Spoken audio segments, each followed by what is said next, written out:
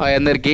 ఈరోజు అయితే మా చెట్టు అయితే లక్క బాగా గారుతుంది. అందుకైతే సీర అయితే పట్టుకొచ్చి అయితే లక్క గారకుండా అయితే కడుతున్నాం. మా నాన్న నేనైతే చెట్టు పైన ఉన్నాం. ఇప్పుడు ఎట్లా కడుతుంది చూడండి.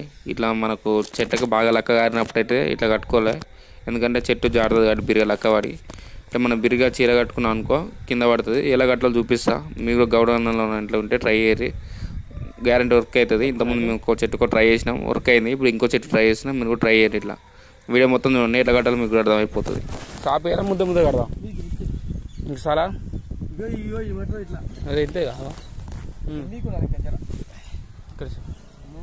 ఇంకో సరిపోదానే ఇంకో పైకి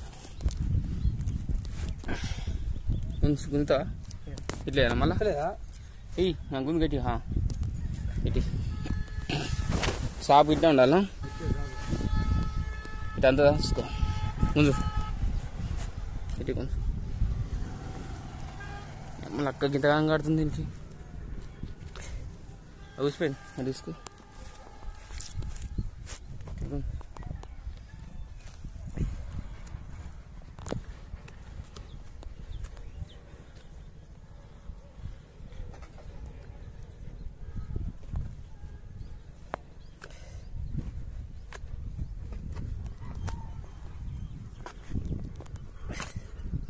అక్కడ ఏమైనా కాడుతుందండి కానీ అలా పీస్ పెడతా ఏమవుదా ఉంటుందా? నేను పెడదామా? బయటికి వెళ్ళాలి కదా, వెళ్తలేదుగా.